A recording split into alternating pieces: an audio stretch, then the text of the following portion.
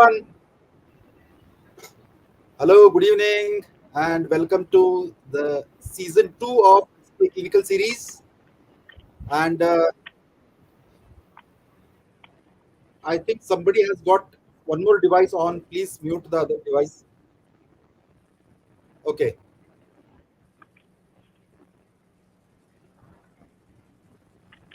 Anup, I think your device is on. Yes, Rajiv.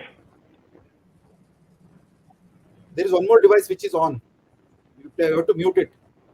There is one more device which is on. Audio is on. You have to mute it.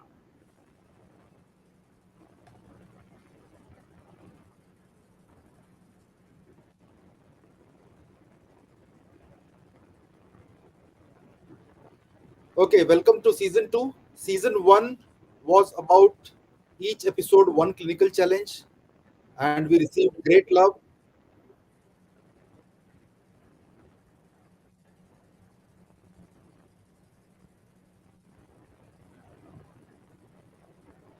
Anup, I think Anup or Swaroop, there is one more device which is on. The audio is echoing there.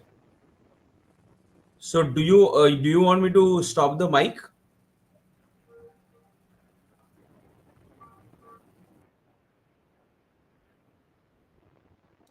No, no, no. Your mic can be on, but there is one more device from where whatever I am speaking is coming out.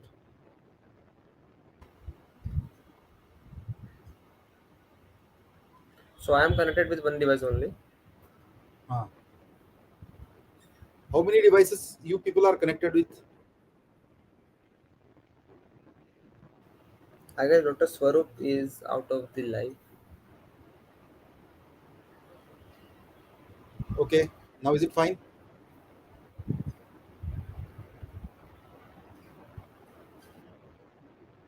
Okay. I think we have sorted the problem. Okay. Sorry for the technical glitch. I welcome you all again for the first episode of season 2. Season 1 was a massive success, and the theme of season 1 was each episode one clinical challenge. So we had a variety of clinicians coming over and sharing their expertise and their clinical experience in solving different clinical challenges that they encountered in their daily practice. And we had huge amount of audience watching it and giving us great feedback, and we received a lot of live audience and questions in every episode. And we had almost 28 episodes in season 1, and then we took a gap of 3 months, and in Jan 2024 here we are launching the second season. And the theme is not each episode one clinical challenge. Here it's about unique journeys. So the theme is unique careers and maverick journeys. This is all about those individuals, those healthcare professionals, medical or dental, who have carved a different path for themselves, and because they went for the calling, the identity they wanted to create for themselves, or the purpose they wanted to adhere to. So today we have Dr. Swaroop Savanur with us, who started out as an MDS in orthodontics, but later transitioned big way to become the mental conditioner and peak performance coach for elite athletes and the IPL cricketers, and also many cricket associations. Okay, I will not talk more about it. I have one more friend, senior, and another orthodontist with us, Dr. Anup Belludi, my senior from KLE Dental College, Belgaum, a successful orthodontics practitioner from Bangalore, and also a professor in a dental college. More than that, why I have called him today is because he is also the junior of or the contemporary of Swaroop Savanur. Apart from orthodontics, Anup is a great tennis player, a pro tennis player in the past, winning several tournaments, and also played tennis for Karnataka University for 3 years. Nowadays, he is a regular badminton player and a chess champion. So there is a lot of alignment with sports. He loves sports and he loves to interact with sports people. And without wasting more time, I hand it over to Anup so that he can introduce Swaroop to the audience and start the show. Good evening, everybody. Thank you, Rajiv, for the wonderful introduction. And hi, Swaroop. Great to see you. And hi, Rohit. Nice to see Rohit from ICPA. Yeah, what a great pleasure to introduce my batchmate, my buddy Swaroop. So, in brief, I would like to go through Swaroop's few of his achievements. Swaroop is currently a mental coach, peak performance coach for Punjab Kings IPL cricket team. He was from 2021 onwards, and then he's also with the BCCI's National Cricket Academy with a 14 plus high performance campus for India A. Then Swaroop is also with the Indian national football team. So he was team for FIFA, and that is a great achievement. Under 17 World Cup 2017, and he's a director of Peak Performance Vidarbha Women's Cricket 2023, lead consultant Army Sports Institute, Olympic, Asian and Commonwealth Athletics, Vidarbha Ranji Cricket Team 2013 to 2016.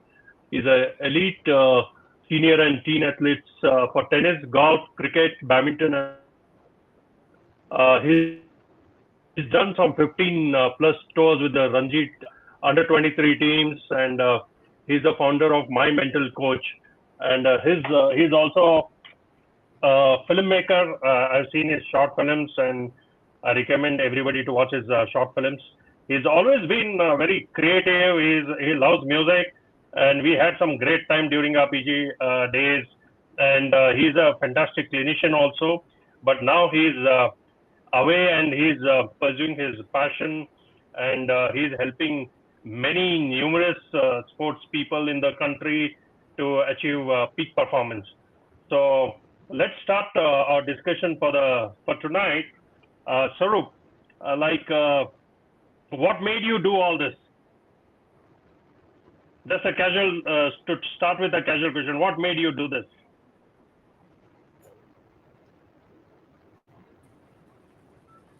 So, good evening, everyone. Good evening, Rajiv. Good evening, Anup. Good evening, Rohit, and good evening, all those who have come at this 9:30 late hour and to hear me. And it's such a wonderful initiative by Rajiv. I love the concept. I love the thought behind this.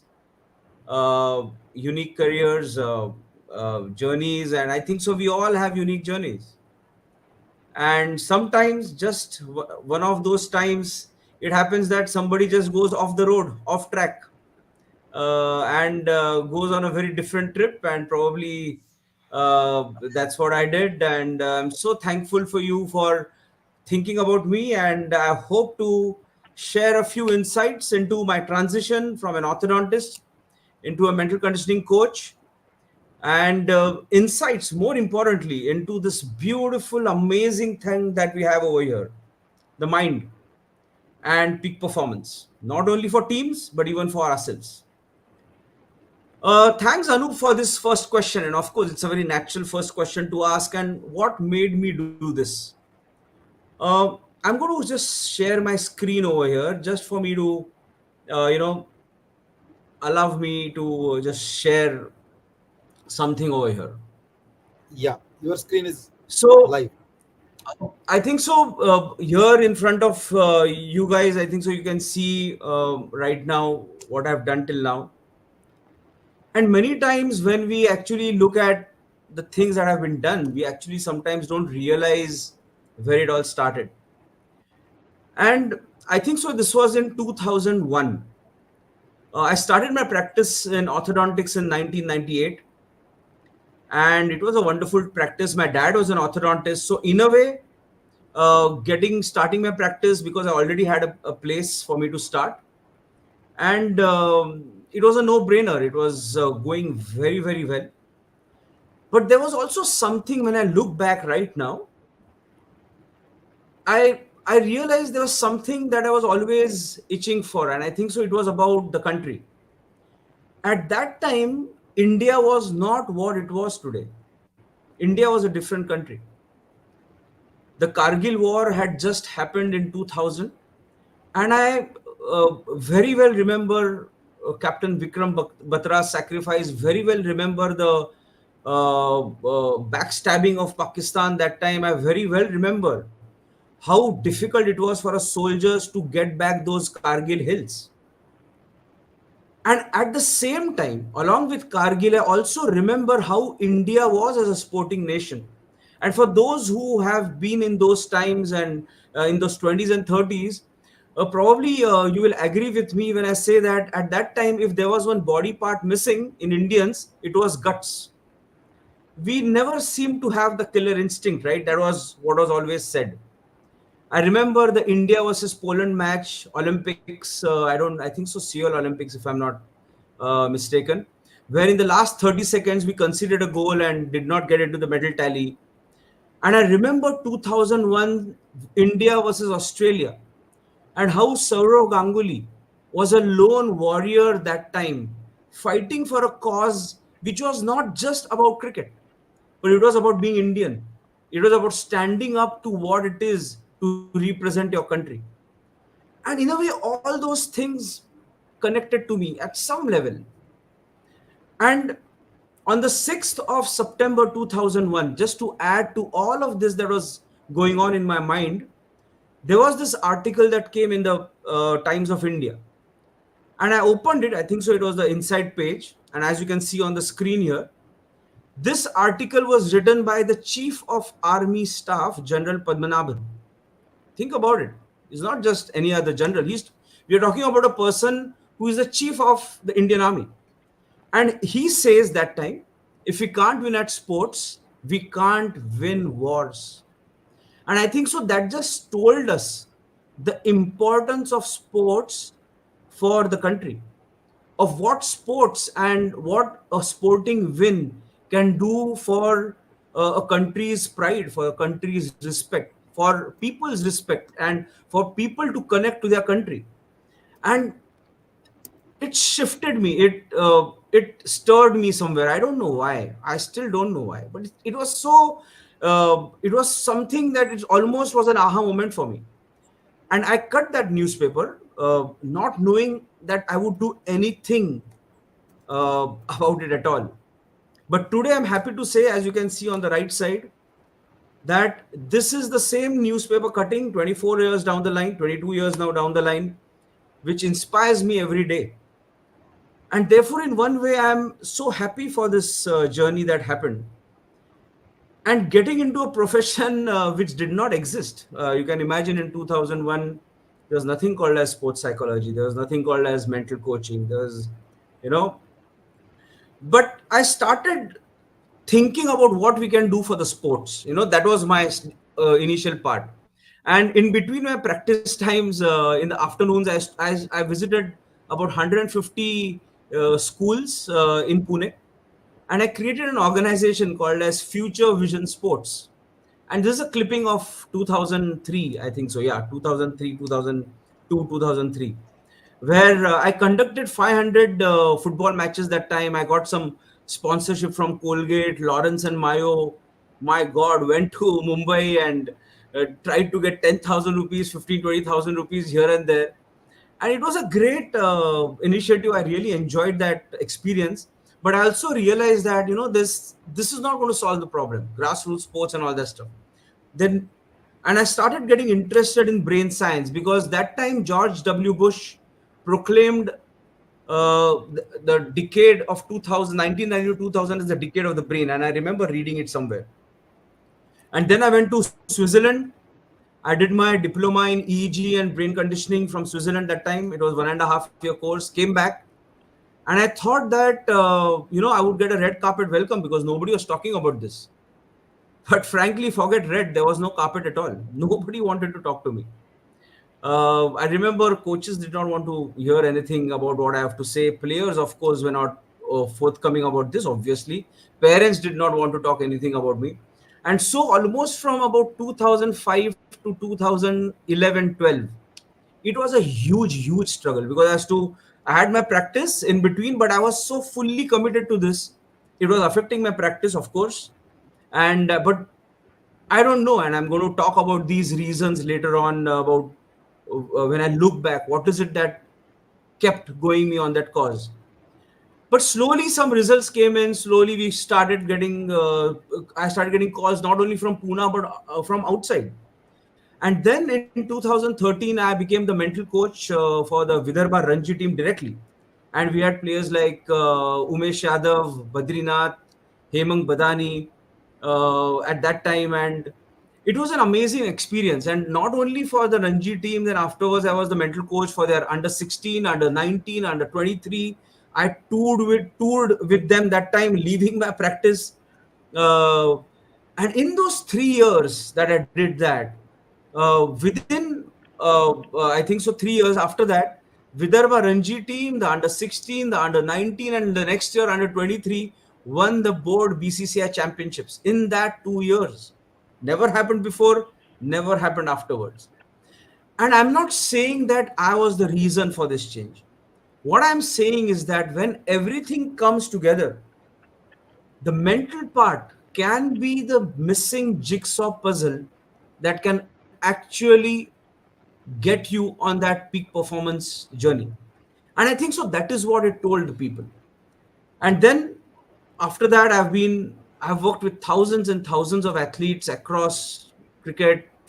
I've had the privilege of working with Olympic athletes. I'm so privileged that today I'm over the last 2 years I've been working with Chirag Shetty, whom we know is a badminton player, and this year he became world number one in badminton doubles. A great, very joyful, and in a way a circle coming complete. When at that time India was not a sporting nation, to today we have got one of our players becoming world number one, and to so many other athletes. And then, of course, I was with the Punjab Kings IPL 2021, 2022. A great experience. And probably, if you want, I can talk a bit. But I know the interest in IPL. So Rajiv also told me that, why don't you share a few photographs directly? So I'm just sharing a few photographs, um, uh, you know, some fun things. So this was in 2021. This was in 2022. In 21, we had KL Rahul, who was the captain. In 22, we had Shikhar and Mayank Agarwal, who was the captain of the team. Anil Kumble was the head coach. And you dream of reaching some place. You dream of IPL. Of course, is a big stage, and it is not just about reaching IPL. I think so, but I think so for me it was more of realizing that that even at this level, what I have been doing, the sacrifices that I have done over so many years, somewhere it gave me that validation that oh yeah, this is something that is appreciated even at the highest level. So I think so that is the validation that I feel more satisfied about than just about the fact that I was with the IPL team. I had a wonderful time with Mohammad Shami. He's a good friend of mine now, and he was my TT partner.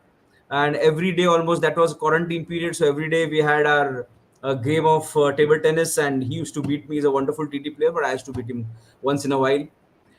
Then, of course, KL Rahul is an amazing guy. He's an enigma in a way, very silent, very thoughtful, very intelligent, speaks very less, but when he speaks, guys listen. And been great to work with him, not only as a player, but even as a captain, to understand the challenges that a captain faces in an IPL team, and helping him through that journey. Shikhar is an absolutely amazing extrovert and amazing personality, amazing human being. And I had a great time. Currently, we also, so my company, my mental coach, we are associated with Dawan Sports, which is Shikhar's company. And it's been great working with him in 2022, as well as to know him as a person. And then we have our foreign players, overseas players. In this photograph, you can see Chris Jordan from England, and Nikki Puran from West Indies, and then we have got the big boss, Chris Gale. And there's a funny story about how I met Chris Gale, and there's a small video actually that got captured. I'm just going to share this with you, and you guys decide whether you know what I said to Chris Gale and what he said to me. This was the first meeting when we both met. And it was great, of course, knowing him very briefly though. And I will not tell you what actually we talked, but what I can tell you is that Chris Gayle is such an intelligent person than what we think. You know, he's of course a maverick, no doubt about it. But he's got an amazing spiritual side. He's a great deep thinker. Absolutely wonderful guy. So it was great. It was his last IPL when he worked. When I was there, I oversaw what was happening to him, and you know how he went away silently into the sunset in a way from IPL and from cricket. But it was amazing knowing him. And then, along with the players, I also had the privilege of working with one of the best coaches and ex-players. Of course, one of the greatest of India's, still the highest wicket taker is Anil Kumble, an absolutely gem of a person.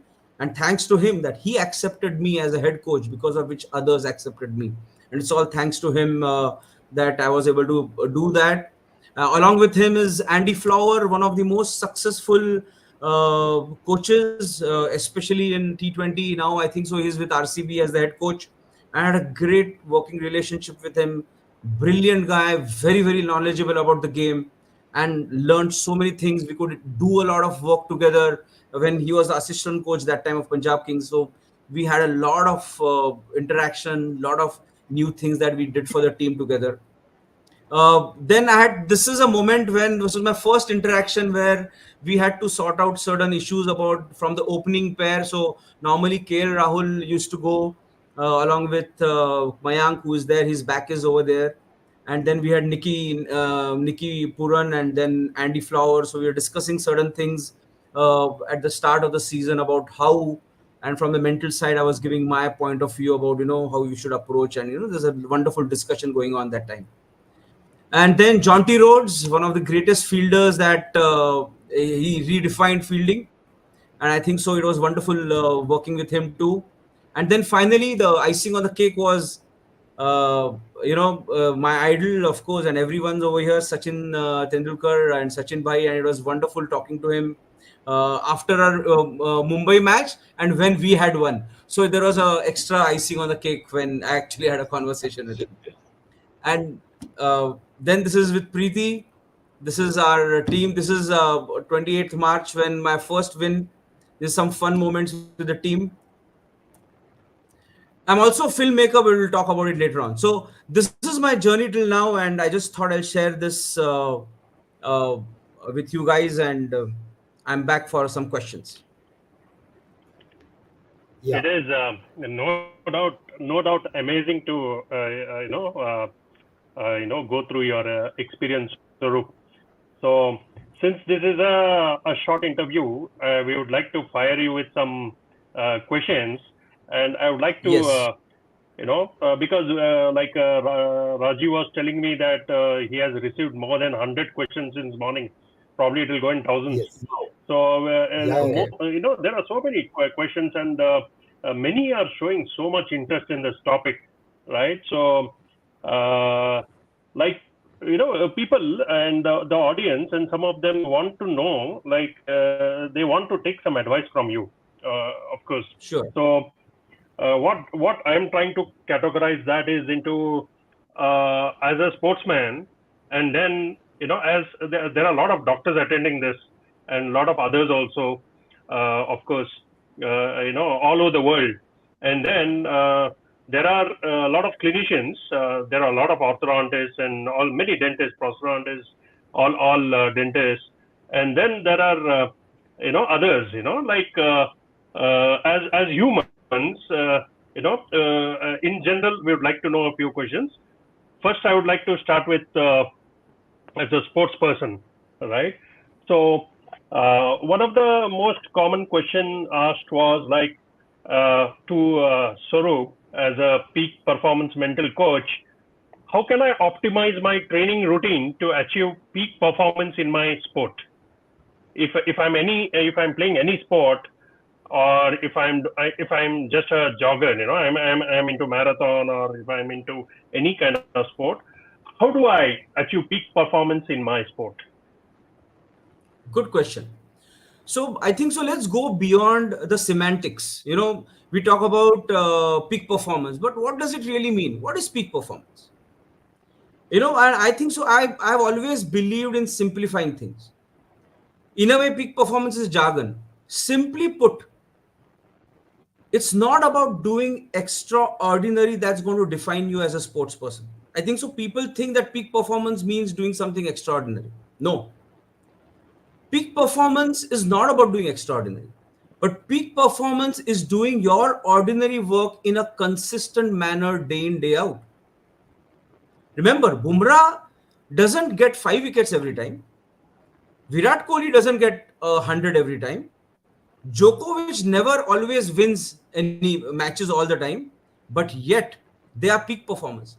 And they are peak performers because they know that for them to have that more than average performance every time, they need to build consistency in their routines, right? And those consistent habits that you use every day, despite the challenges that you will face on a daily course, is what in a way defines peak performance at the most basic level.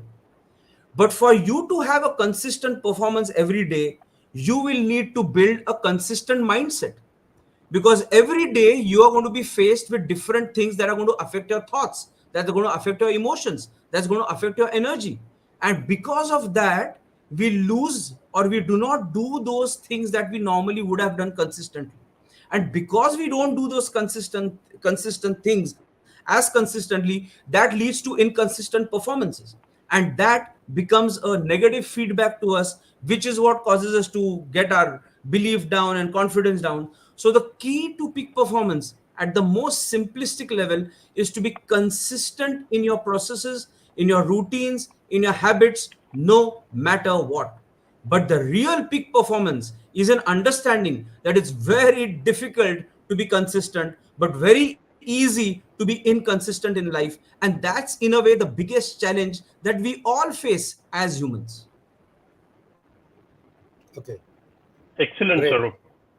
Now, can you tell us about some mental strategies which we can employ to maintain focus and overcome performance anxiety during any competitions? Like everybody is into some competitions, and every sportsman wants to enter a competition. So, Right. what defines a champ and a non-champ is that how he performs under pressure. So, can you give Yes. some kind of advice here? Sure. If Sure. you can apply the And same thing to dentists and practitioners as well, if you can relate it to their daily anxiety and sure. performance Absolutely. anxiety. Absolutely. Let me give you a very simplistic view of this again, because I want you to really apply something and that you can probably take away, right? No, it's very easy for me to say do meditation. It's very easy for me to say do visualization. It's very easy for me to give you this gyan on techniques, but they won't work. Let me tell you that. They won't work for the simple reason is that we don't understand what it means to be pressure, what it means to have anxiety. And today on this platform, I would like to tell all those people who are listening to me that anxiety is not a problem. The biggest problem is looking at anxiety as a problem. Anxiety is a natural human response to things when you don't feel a sense of control. Like cricket, life is all about variables, right? Cricket is a game of variables, right? We all agree with this. When we talk about variables, we are saying that there are certain things that we can control and certain things that we can't control. So, in a way, pressure is going to get developed when our mind naturally gravitates towards things that we can't control. For example, if I think that, oh my God, am I going to get 100? Of course, I'm going to have anxiety because of that, right? Because I don't know whether I'm going to get 100 or not. It's not in my hands. The fact of the matter is, I don't know how much I'm going to score. What if I get hit for a six? I don't know whether I'm going to get hit for a six. But my mind naturally gravitates towards thinking about those uncontrollables. And if I'm unable to stop this gravitational force that is taking me towards the thing I can't control, naturally speaking, the body is going to respond. And how is the body is going to respond? Body is going to respond through anxiety. So anxiety is like fever, it's just an effect of something. That's about it. Therefore, the first step to work on performance pressure is to start being aware of yourself. Start looking at your mind from a third party perspective. I always believe, and I tell this to all my players and I tell this to all the people whom I work with, self awareness is the key to self improvement. That is the number one starting point. Because I truly believe on the second point, Anup, that I'm going to share over here, that we are all mentally tough. We are all mentally tough. If you look at the human race, you will see that human race has gone through so much of trials and tribulations. And we wouldn't be here as a species if we weren't mentally tough, if we weren't adaptable, right? So it is within our genes that we are mentally tough. But today, considering the environment that we live in, we need to now build certain processes within us to access those mental toughness attributes that we have within us. The challenge is not in not being mentally tough. The challenge is in knowing, do you have a method by which you will be able to use those mental toughness attributes that you already have within you. This is a big differentiation. And when you do that, you know the third step that is there. And the third step is that you never go away from pressure. You go towards pressure. You embrace pressure. And these are the three number one principles of managing performance pressure. And that pressure might be in a sporting environment. That pressure might be in with clinicians who fear, when is the next patient going to come? When probably are they going to be able to make that kind of money? Are they going to be able to, what about the loans that they have to pay every month? I understand that because I've talked to so many people. I work with professionals, I work with CEOs and entrepreneurs, along with, of course, I work with sportsmen through my mental coach. And I tell you that pressure is a manifestation of these things. And if we are able to manage these by these three basic principles, we would do a good job in managing, and that would be much more easier than what you think it is. So basically, what I understand is toughness is already there inside.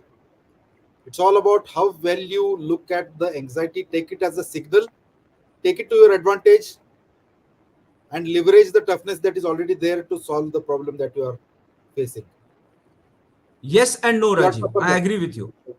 Yes and no. Because what Okay. happens, the danger to this is one thing. What I need to share with is the danger is oversimplification. Okay. Yes, it can be simple, but it is not easy. The beauty of the mind is it is very simple to talk about it. That is why on YouTube we have got so many videos about this. Every day on WhatsApp we have got messages which are all about the mind. And if so much of this information was circulating, come on, we would not have all these problems. But today, these mental challenges, in a way, mindset areas are increasing. Why? Because we understand all of this, we have all the information, but we do not have a process that works for us. And one of my jobs as a performance coach is to help athletes identify a process that will work for them consistently, because of which they will have a consistent mindset, because of which they'll be able to perform under pressure more better. And that's the important differentiation over here. And what is the commonest discussion that happens in the dressing room that you try to solve every day? Oh, there are so many different challenges. So, in a dressing room, normally, of course, it's with a group, it's with the entire team, right? So, normally, there's a debrief, there's a way to debrief with the athletes. So, there are some good thing performances, there are some performances that have not gone well.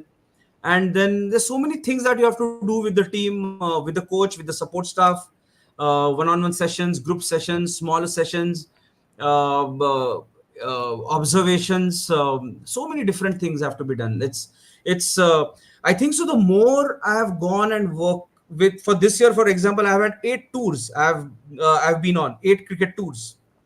It's been an amazing experience. And I think so, the more I work with teams, the more I realize how much I don't know about it.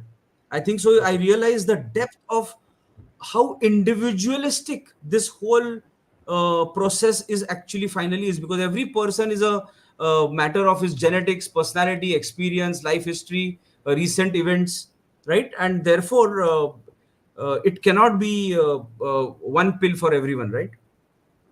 Okay, great, great. Yes, Anup. That's an excellent explanation, Sarup. Now, since you are with the people, right? You are always with people. You are with the teams. You are traveling, dressing room. Like it is like a communication all the time. So regarding this, like what I personally feel is communication is so very important. Everybody knows it, and then that leads to networking also, isn't it? So can Yes. you give the audience a tip on networking?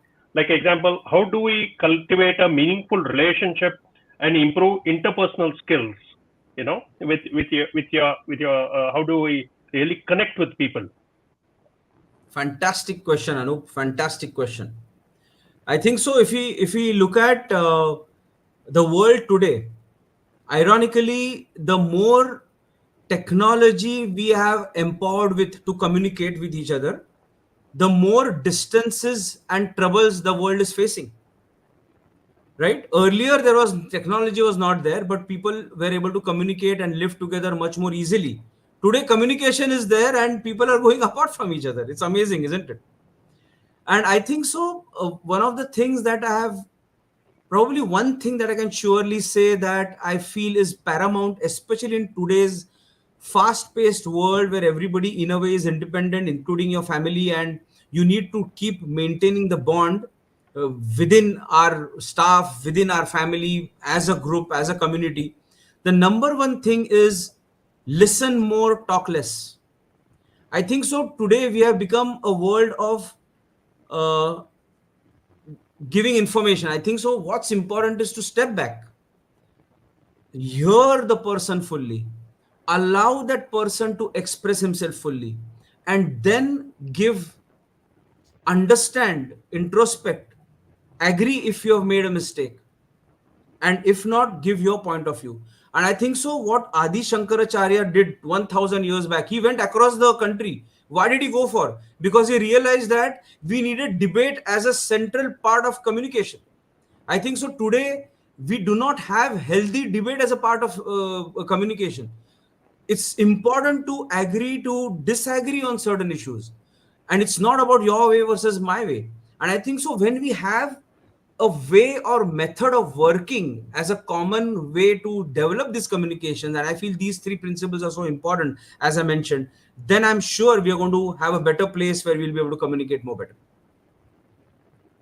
That was so important. Excellent, Zero. Even in sales, we say the same thing.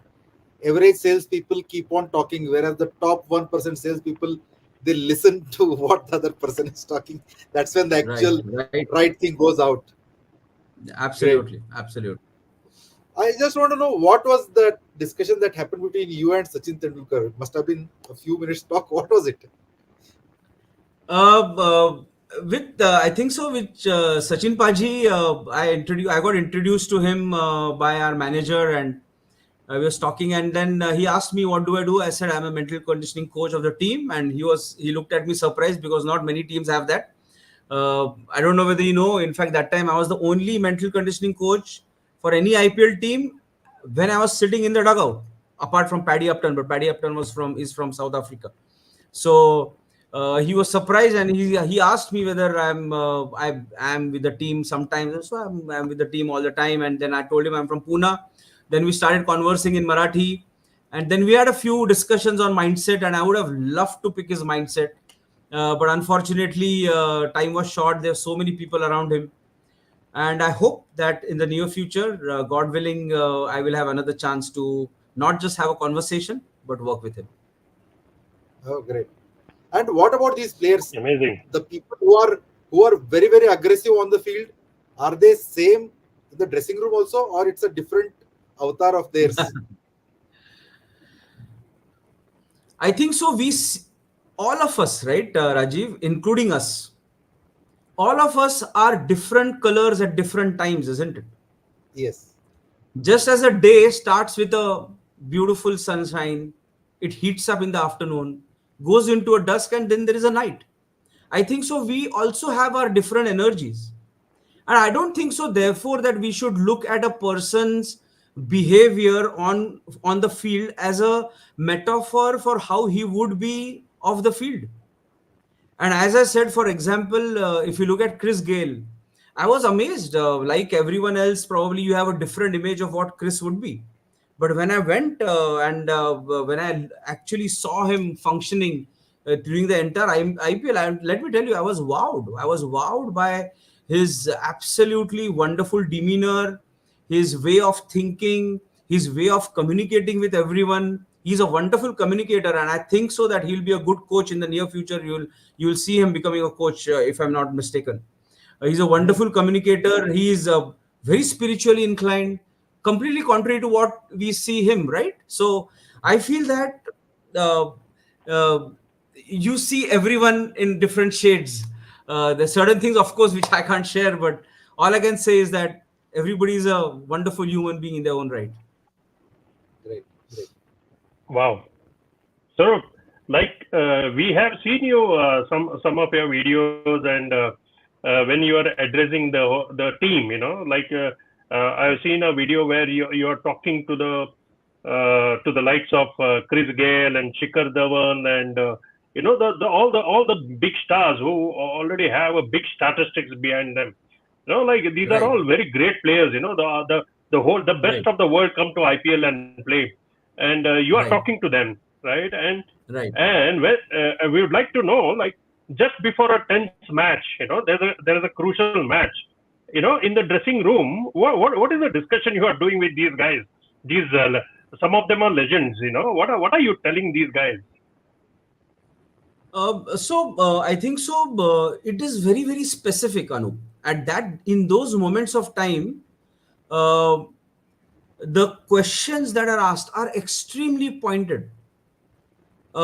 It might be related to what they are feeling at that moment in time, and it's not that they don't have an answer to it, but at that moment of time, they, because of our earlier interactions and my understanding of how they would be thinking, how they would be feeling when they come to me, I will be able to give that answer that they already know in my with my adding my perspective, which is what might help them.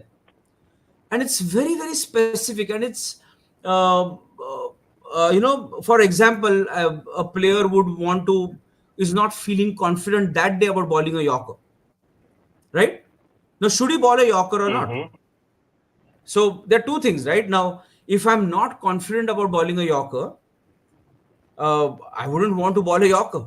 But if I don't bowl a Yorker in the death over, I'm dead nevertheless. So I got to bowl a Yorker even though I'm not confident about it. Now think about this. It's such a big dilemma, right? It's in a way a choice between devil and the deep sea. So what do I do? And what are the solutions that will help him be confident at that moment of time, which will be specific only to him? So, for example, I've worked with Arshdeep, for example, right? Arshdeep, we've actually seen grow in front of us, because in the first year, Arshdeep Singh, as we know today, he is now very famous. But that time, in the first 4 5 matches, he didn't even get a game.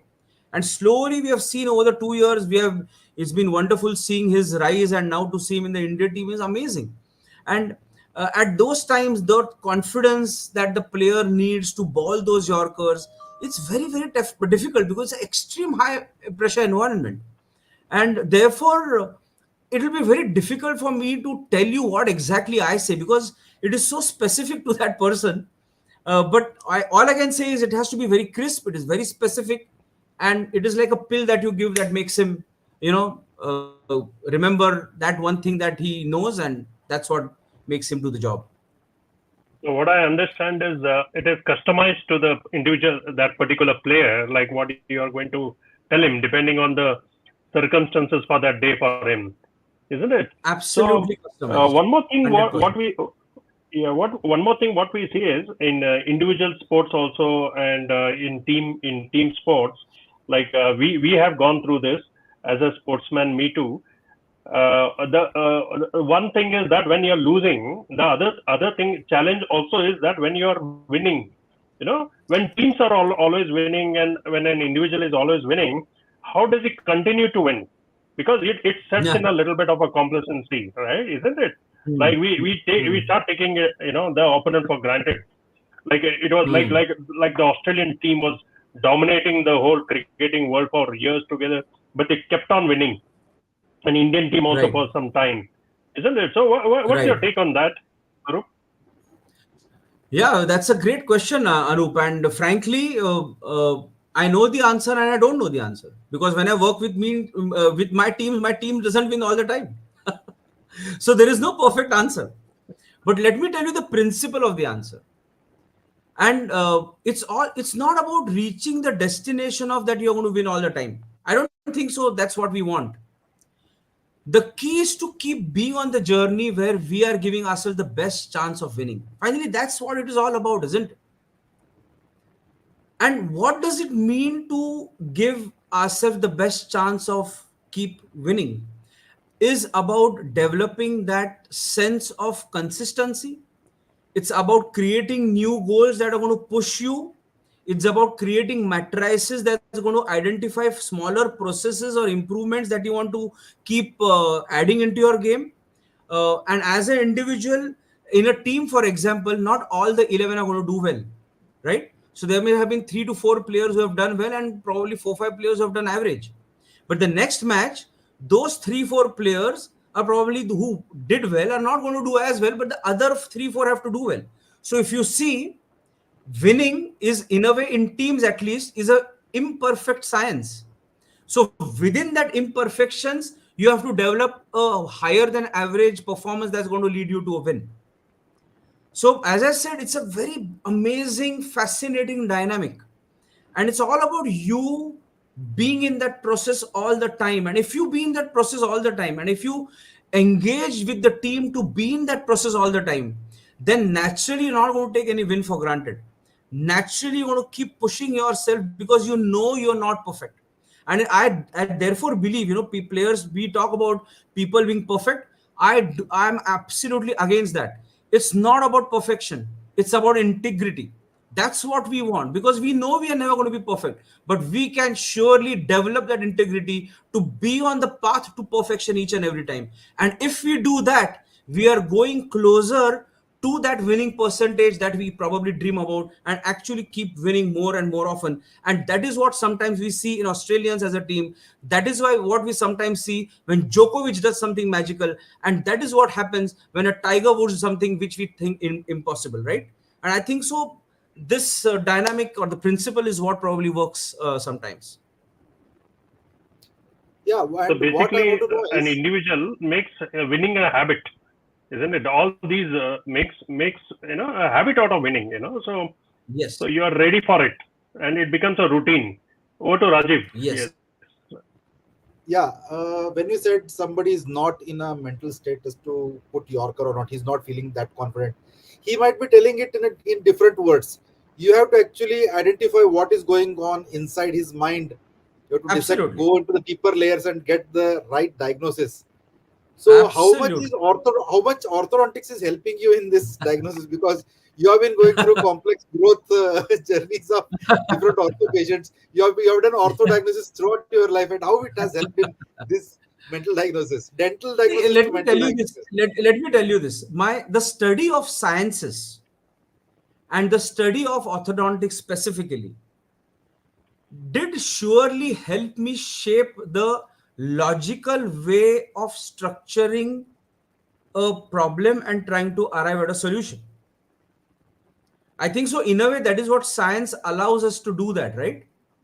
And orthodontics specifically, or any medicine in general, is always going to be having a diagnosis and then clarity of problem, then prioritizing the problem list, then getting to a specific solution, then the allied. So you already got a structure in place. And in a way, psychology, if you see, I never call myself a sports psychologist because I'm not, I don't look at it like that. I'm a performance coach, a mental conditioning coach. But at the same time, I think so, if you look at the mental part, it's again similar to identifying a problem, the challenge, then it's prioritizing it and creating specific solutions, being on that path of solutioning, so that we work on one thing and then lead to another. So I think so that helped me for sure, because it gave me a natural instinct of how to look at the mind, the way I've been looking at teeth. How, even though this statement sounds crazy. Great, great. Over to you, Anup. Yeah, Sarup. Now, in general, as sports or as clinician, there's a question for you, like, how can I strike a balance between competition and rest? Rest is also important, isn't it? And to avoid overtraining, overtraining, how much training is enough, and fatigue. How to strike a balance between these things. See, I think so. Today, I cannot.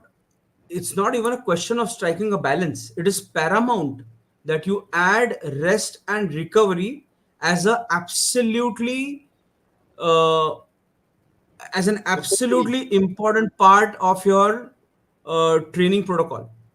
And that is true not only for sports people. That is true for all of us, including clinicians who are watching. You know, we underestimate the importance of rest and recovery. And when we talk about rest and recovery, it's Sunday. not just about the physical rest of it. We are talking about the mental rest about it also, right? And that is so important, because rest is directly impacting our mental energy. Rest is directly impacting our physical energy, and that is impacting our focus, that's impacting our confidence, sorry, that's impacting the way of how we are going to function when we are going to be in that training mode. So I feel rest today has got a very, very important place in today's world, and I cannot overemphasize enough about it. So, do you prescribe quality sleep to all the players, or is there any specific number of hours that you prescribe, or it's only um, that's a good question, Rajiv. I don't do that. I generally look for sleep patterns. okay? uh, uh, Everybody has their own average sleep patterns. I educate them about it. It depends upon the age of the player also, right? If a player is an IPL team or already a Olympic athlete, he generally knows, he or she knows about it. But those who are teen athletes or sports parents or parents whom I work with, now nowadays I also work with a lot of entrance exam students, because I feel that they also require a lot of mental training to ensure that they be the best when they want to be, right? At the Yes. time of performance in their exam. And so for them also, sleep, rest, recovery, good training is as important for all of us. So I think so it's all about identifying for what age group and then accordingly giving them certain solutions. I'm also a great believer of providing rest without actually having to go to sleep, through certain breathing and meditation techniques which are specific to that player. But there's so much more to talk on this. But this is, yes, of course, this is something that I work with athletes and others. Yeah. Great, great. That's Now, nice. many people Sarup, have there asked. are a lot of. Yeah, Anup, carry on. Yeah, yeah. Before the question coming from Rajiv from the audience, there are a lot of students also attending this. It's good Okay. to know that. And do you have a message for students? Most of these are, of course, dental students, and there are others also. Any take home message for them, Sarup? Uh, I believe that today peak performance is not a choice. If you want to do well in life, you got to be a peak performer. And I can give them three specific, and all of the audience over here, I can give them three specific things probably that you can start looking at in terms of how you can evolve or start on that path of peak performance. Of course, it's a very, very big topic and discussion. And I would tell the students over here, first, be inspired, right? Be inspired. That's very important. It's, you're not doing whatever profession you have chosen, you got to be inspired about it. You got to dream about it. You got to dream big about it. And you got to feel that sense of uneasiness if you do not, what do you say, if you don't do your best, on a consistent basis. So be inspired. Second is be courageous, right? Be courageous to make mistakes, be courageous to be uncomfortable. Go and be uncomfortable. If you think you're bad at presentations, go and do those presentations. If you feel that you're not good at something, please ensure that you do that. Face your fears and embrace those pressure points. That is the second thing. And third most important thing that I would say is be a seeker, right? Search for your own truth, search for what you find meaning in the work that you do. Because when I look back at my journey, and at that time it just happened, right? But today when I'm making a process out of it, I'm actually creating certain interventions that I can help people with. I realized that the fundamental difference which prevented me from stopping what I've been doing in those troubling times where I think so, I was not earning the kind of money that I wanted, and in those periods of time, my practice was not going anywhere. My friends and family asking, "What the hell are you doing?" My fellow orthodontists are going ahead of me. My mental coaching is not happening properly, and was not happening properly. And I faced a lot of sleepless nights, no doubt about it. It was not easy. And not one day, not 2 days, 10 days, 20 days, months, altogether, years. And in those times, when I look back, I ask myself, what is it that did prevented me from going back? What is it that stopped me? And what it stopped me was that amazing realization that this is what I want to do. I will live and die by this truth that I've identified for myself. And when I realized that this is the truth behind which I want to go, because this is what gives me meaning to life, there was a very simple decision to be made. And I think so, it is for all of us. It's about seeking that truth about who you are as a person and what you want about the life that you have got. And when you go on that path, you will naturally be more inspired, you will naturally be more courageous, and that's what is going to lead you on the path of peak performance. Great. Now, when Those are we, real golden words of wisdom. yes, yes, yes. And what I liked really was face your fears, embrace your fears to overcome them. Don't hide behind your fears. And when we floated this journey of yours on social media, a lot of people got inspired, and many of them were already at a stage. Even those people were trying to make their transition into some field of their dream, but something is stopping them. Hmm. What could be the reason? What words you want to give them so that they can overcome this barrier and start their own transition? This is interesting. I'm so happy you asked this question. It's interesting. I'm going to put up my slide because I've got something very interesting right now. And I feel that it's very natural. If you are comfortable in something, see, every human, every animal for that matter, wants, we know this word in clinics, in clinical science, right? Homeostasis, a state of equilibrium. We want our Yes. body to be in a state of equilibrium. Along with the body, we also want our mind to be in a state of equilibrium. And our mind doesn't like to be in a state of chaos, right? But the real, and therefore, whenever we want to do something, our mind starts generating chaos within us. Chaos in the form of thoughts, chaos in the form of emotions, chaos in the thought of real and perceived fears, right? And all of this starts playing in your mind. And it starts playing in your mind, you are naturally going to be defensive about it because you want to survive, right? And that is why you go back. And therefore, what is important is to have a process, a mental state by which you will go through those stages in the right manner, by which you can actually make that jump happen. And you know what I call it? I call it the jump protocol. You Okay. need to have a process by which over a period of 2 to 3 months, you can actually take that jump. For example, along with this mental coaching, I became a filmmaker. right? I've put my own money when I did not have money for my own thing, but I wanted to do something about it. No, I've never trained to be a filmmaker, and today I've won many national and international awards. But what was the jump all about?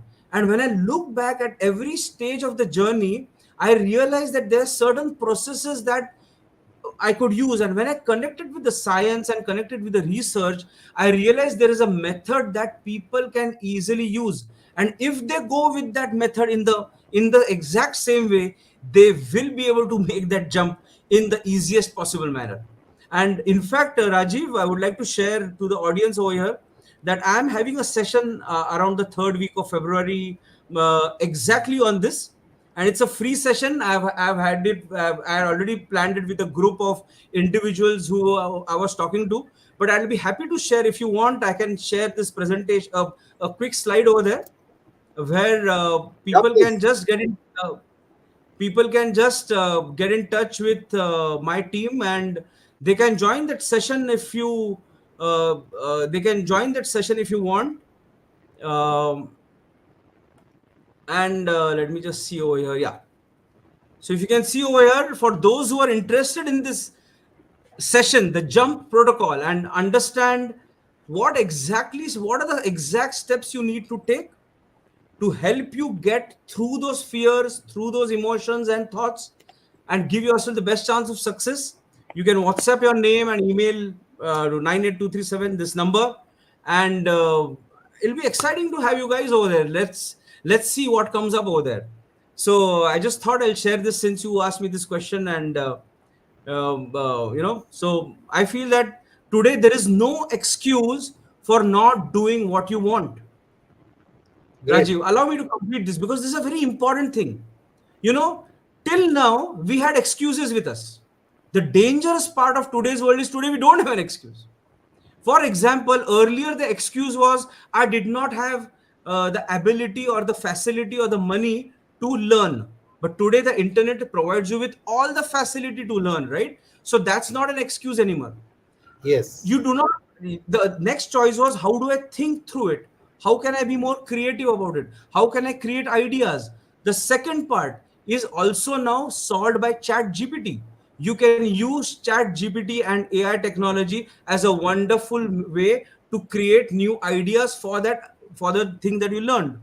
So you have got chat gpt, you have got learning, but you need to now fix the third AI, which is your mindset, right? And if you now manage this mindset, you can use these two tools today to become the best version of yourself. And that is why today you do not have any excuse to say, oh, I wish I can put money in the stock market. Oh, I wish I get put money in this food business that I really feel that I can do something on. You can do it and you can surely succeed, but you need to have a method to do anything. Just as there's a process to hit a cover drive, there's a process to hit that yorker, there is a process that you will need to work on to get to knowing what it means to make that jump happen successfully.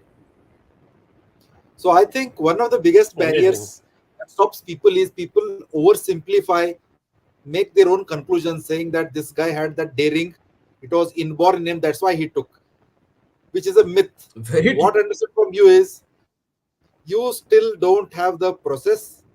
There is no process yet. You learn the process, you will be able to make the transition.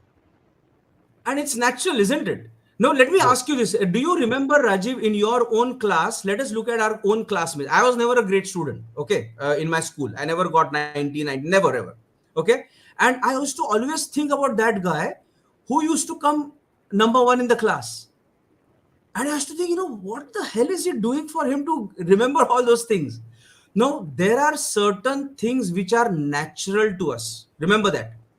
And certain, that is why we are all successful in our own way. Why? Because there are certain things which are natural to us. But that things which are natural to us, have we gone and identified a conscious method? No, we didn't need to identify a conscious method because it came natural to us. But there are certain things which will not come natural to us. For example, being a professional and being a clinician is natural to me, but being a businessman is not natural to me. I will have to do something about it, right? I have to develop a method. So knowing that things which are not natural to me, I will need a method that's going to help me develop that naturalness, right? And that is why you need to understand and differentiate between what comes natural to you. You don't need a process, but what does not come natural to you. If you want to be successful in that, you need to have a method. And I think so you hit the nail on the head when you came up with that point, Rajiv. Great, great. So much to learn from this. Yes, Anup.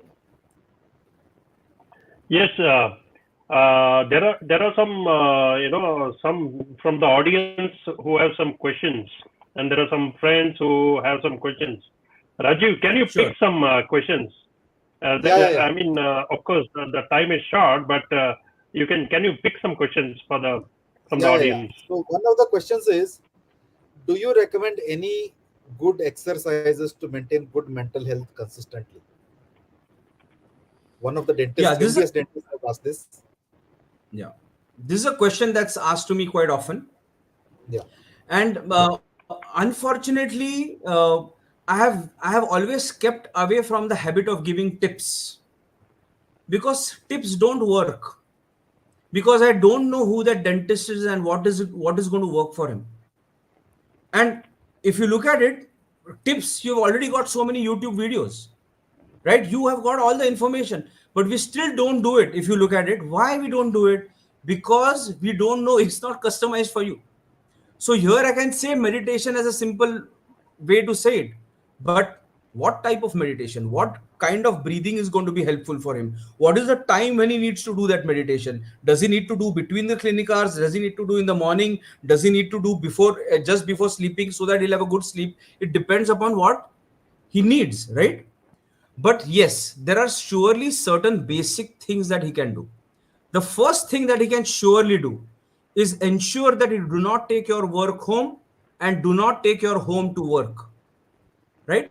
One of the biggest issues of mental health challenges is the fact that we tend to overthink a lot. And what do we overthink about? We overthink because we get too many things into the space in which what we are doing. And therefore the second thing is to compartmentalize your life. If you compartmentalize your life, if you are a clinician, be a clinician at that moment of time. If you are at home, be your father or mother or whomsoever at that moment of time. This separation itself is the simplest practical mental tool that you can do to help yourself be more relaxed. And again, this is based on the complexity principles, which tells us that human beings are different at different times. And if you are able to separate that, even if you're not doing good in one thing, because you are also a father and you are doing good in this, you might not be doing as good in this. This, you being a good father, is going to help you in this. And that is why simple compartmentalization is a wonderful way. The second tool that I can surely say is ensure that you're not addicted to your social media, especially at night time before sleeping. It's not great to binge watch. Simple, clear, specific. It's not great to binge watch. You are not doing a wow thing to binge watch. You don't need to put a status saying that, wow, you know what, I binge watch for 4 hours. You are doing something unhealthy to yourself, the same way you would if you would eat crap for 2 hours continuously. Because when that is going into your mind, it is disturbing you. Just as you should be aware of what you consume in your food, you should be aware of what you consume in your mind. And therefore that is the second thing I can do. Third, be very specific on your sleep timings. It's very important that sleep today we know is very important for rest and recovery. And fourth, finally, allow your natural serotonin, dopamine to respond to you. And that can happen by being healthy, eating right, playing regularly, being happy with your family, and ensuring that you've got a great group of friends like I have two over here with whom you can continuously bond. great, awesome, awesome. So when you are That telling was this, I just fantastic. got this question: are these cricket players you interact with? Do they have compulsory meditation sessions every day? So, again, as I said, I don't believe in generalization, nevertheless. So, you know Yes, the answer. But yes. everybody does meditate. Everybody does meditate. The type of meditation is different. I teach almost 10 different types of meditation. So, think about it. So again, it is not about whether you do meditation, but it is about what is it that can help a player be, and what is it that can help a player be in a state of meditation is more important than saying that let us meditate. Because meditative is an experience that I feel when I feel that sense of calmness and at peace. That's the bottom line of meditation, right? So we can actually talk about meditation for the next 1 hour, to really sift through the sands and go through all the sometimes wrong information that we have. Because meditation is finally an experience of calmness. And I can find when I'm listening to music, I can still have a sense of meditative experience. So I think so. What's important is to identify what is the meditation that suits you the best, than saying, Yeah. okay, do they meditate or not, right? So that's what I can add to what you already said. Amazing, amazing. Let me Amazing. check if there are any more So, questions. one more question. Uh, Like, Yes. what goes through your mind when a player is successful? Suppose a player hits a century, or he has taken 5 wickets, or a individual sports person, wins a medal or something. What is the Hmm. interaction between you and the sports person during that time? The winning So in moment. a way, What Anuj, goes through you guys? so in a way, you asked me two questions over here. One is you said what goes inside me, and the second is different from this when you said how I interact with him. So I'll tell you what first goes inside me. When a player of mine hits a century, when he gets a gold medal, I will raise my bat, metaphorical bat in my hand. Because there is a tremendous sense of joy and satisfaction that you could help someone find that true potential, help someone get that joy. There is no other joy in the world than that joy when you're giving joy to others, isn't it? And I feel an absolute sense of beautiful peace. For me, that is that most amazing meditative experience. So that is what I feel. But when I interact with him, and if you were that player, I would say, not surprising, man, you could have done better. okay, That's a one great question line that to is say. here is are these transitions possible, feasible at any age? There are some people who have asked this. They are in their mid 50s and 60s. Can they still dream of their transition and make it happen? So I'm in my 50s. I don't know what's going to happen in my 60s, but I can tell you about my 50s because I'm in one. And this year, I just all I can say, I'm not transiting, but I'm adding something, and I've started something called as Deep Think Factory. And as a part of this Deep Think Factory, I'm starting a production of comic book series. Okay, and I'm Okay, writing currently for it.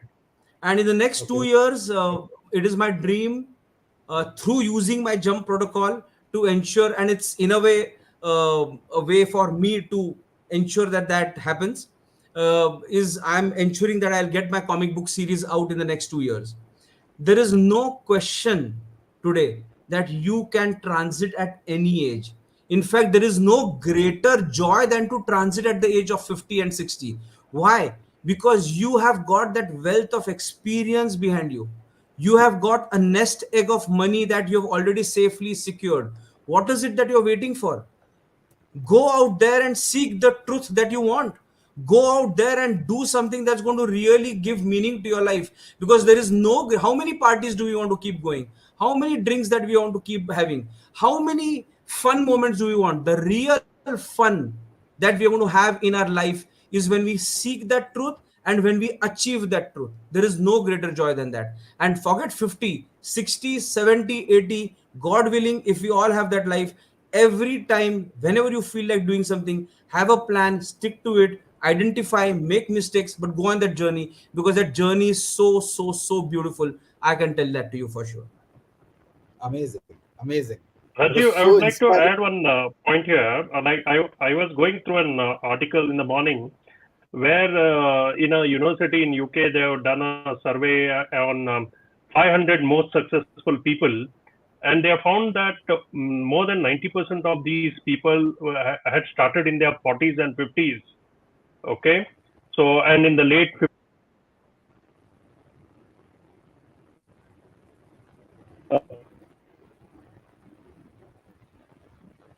I think there is a. That's what I inferred from that. Yes, yes.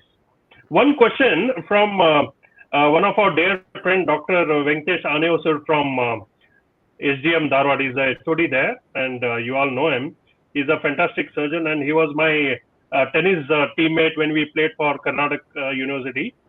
So he says when a player is injured, so and how does he work hard to get back on the ground like what goes through his mind, and how does he come back? Condition his mind. Yes, it's tough. How should he condition his mind? It's tough for a player. It's tough for a player, and therefore there are certain rehab protocols that, as a mental coach, I help a player with. So based on the length of the injury, proposed length of the injury, there are certain mental coaching program that will align with the rehab program that has been set by the physiotherapist and the strength and conditioning coach. And my rehab mental coaching program aligns with that, so that we know that as soon as his injury is done with, he's in the right mindset to actually start play and return to sport, not only with the physical attributes but also with the right mindset attributes. But there's a proper protocol in place for these things. Okay. But it's hard. So can you just tell the WhatsApp number again? If somebody wants to join the brewery free session, 98237-91323. Yes, 98237-91323, and you just have to put your name and email ID. I'll be excited to have you guys over there. Okay. There's a question from Dr. Prabhuraj Kamdiyal, our friend. So he has two questions, in fact. So I'll read the second question first. He wants to know how to overcome the burnout in students. This is for students. How can students overcome burnout in the final exams? When it really matters. Like what happened with the Indian team. They were superb in the initial games, and when it really matters, they lost the final. Like exams, like JEE exams or NEET exams, or how do the students overcome this burnout and perform on the day, the final day, right? What's your take on that? No, agreed. And I think so, again, for these students, if they don't have a way to manage their mind in preparation for that exam, they are going to be burnt out. See, understand this, right? You need to know how fast to run the marathon, right? If you've got a marathon, you cannot start running in the first 5 kilometers. You got to have a plan by which you know exactly when to accelerate, when to stabilize. And similarly, for the mind, you need to know exactly how do you build your graph so that you're in the right mental and performance state to succeed on that day. Right? And therefore, in fact, that is the reason I said one of the things that we do at My Mental Coach is actually to help these students also start learning these peak performance processes in a very simple digital way, so that they can start applying them in their life along with their studies, so that at the day of the exam they can give themselves the best chance of success. So we already got that in place, but what we need to understand is it's a process, because there are too many things. When you're in a burnt out state, your motivation is gone for a toss. You're not feeling confident about yourself. Your self-discipline is not there. You don't have the right routines. Your goals are all up and down. You're not scored well in your mock exams or your that preparation exams. Obviously, your mind is messed up. But it's like saying, oh my God, I've got 105 fever, when I knew that, all that I've done is causing me that fever. So you cannot blame the 105 fever, right? You're going to blame all those things that you could have prevented from doing. And if you go on that process, you will be able to give that exam, come out smiling. And we have had so many students we have been helping in JEE and NEET who are coming to us, and we have been helping that on the journey. And now we have created a digital program by which they don't have to come to me directly, because obviously then it's going to cost and all that stuff, but they can go through my entire program, through my pre-video series that we have got specific mindset assessments that will actually create a 23-page report. And this is also for any student. It is for athletes, it's for entrance exam students, it's for professionals and corporates also. where you can identify your mindset, assess your how your mindset is at today's point in time, identify whether your motivation is low, your confidence is down, which area you want to work on. That is the first thing, isn't it? That self awareness is the key to self improvement principle.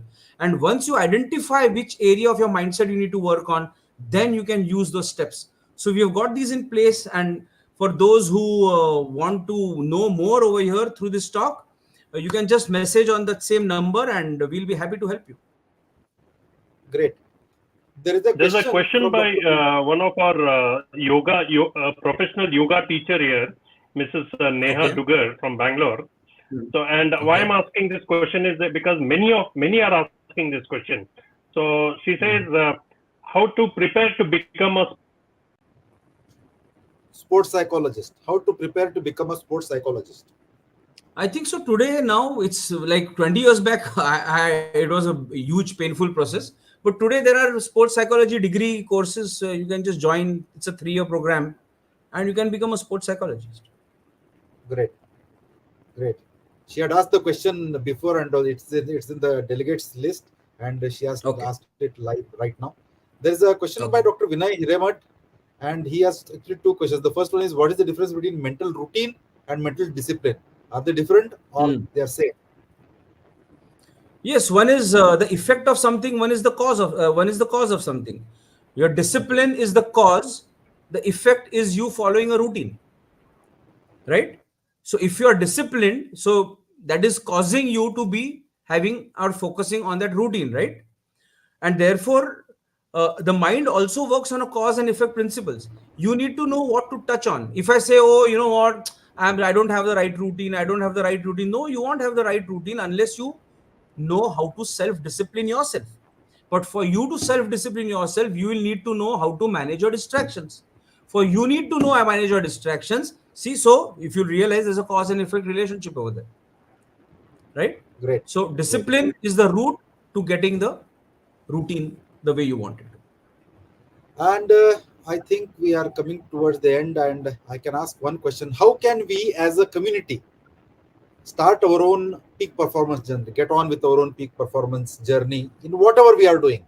If there is a small, again, sorry to say, if there is a formula or No, recipe sure, that we sure. can. I think so. It's worth repeating the 3 principles of peak performance that I said, right? To be on that peak performance journey, 4 things actually. The first is be inspired. If you're not inspired, you're doing a disservice to your own potential. You be inspired. Second is be courageous. Take risks. You cannot not take risks and want to do something. It's not possible. Third, be a seeker. Go after your truth. Fourth, identify a method of peak performance that's going to work on you. Right? So, one of the things that we do, as I said, is we help professionals, corporates, entrepreneurs who want to actually be peak performers, will actually help them. So, what I do is that over a course of 3 months currently, every week we have a live session with them, with all those people who have registered with us, and we make them go through that journey. So they'll be able to actually identify the challenges, apply them over the week, then come with the next set, then come with the next set, so that you actually go through that journey. It's fantastic, it's fascinating. So that's something that you can do. Or you can identify your own mentor or your own guru or your coach with whom you can learn peak performance. Or third, you can do it in your own DIY method. But remember, time is too short for you to create.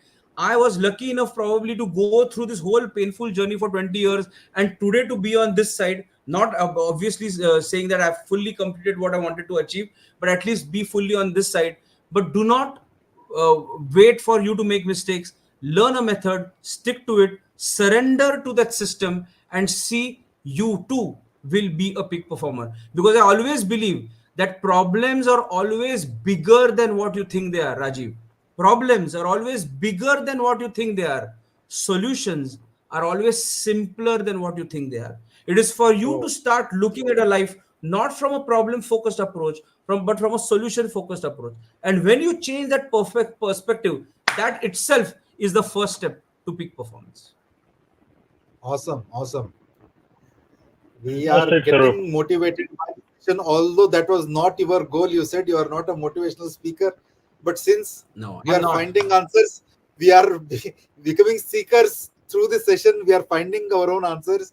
We are naturally getting motivated, or we are just getting energized to go Inspired out is and the try word. out. Inspired. Yes, yes, Inspired. inspired to go out and try out whatever is there in our minds. Absolutely. Amazing, amazing.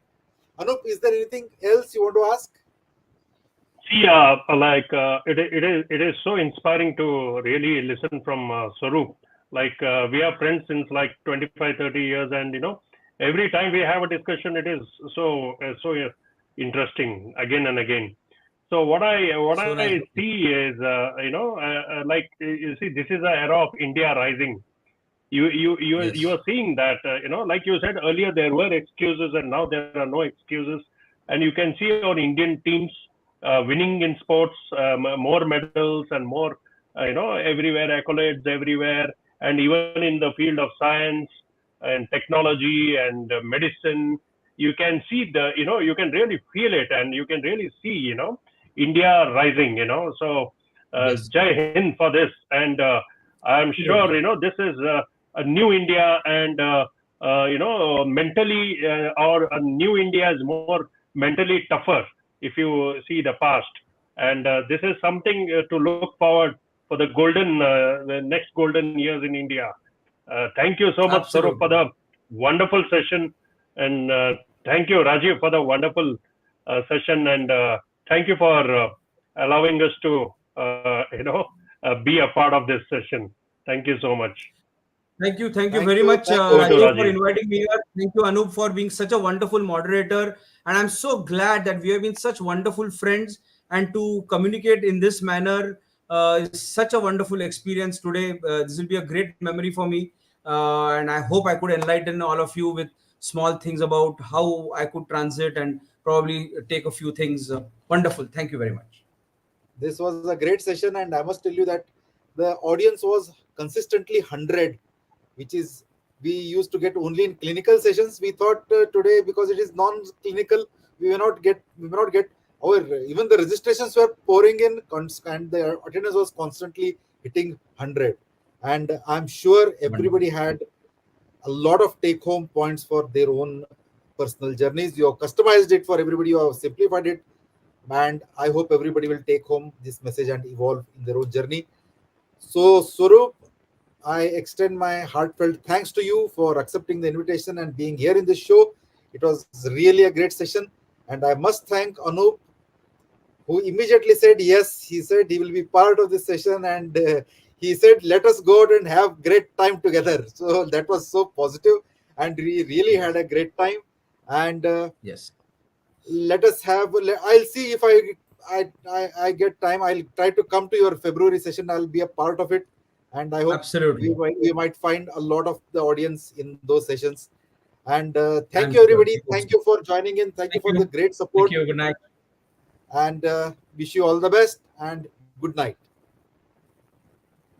Good night. Thank you. Good night.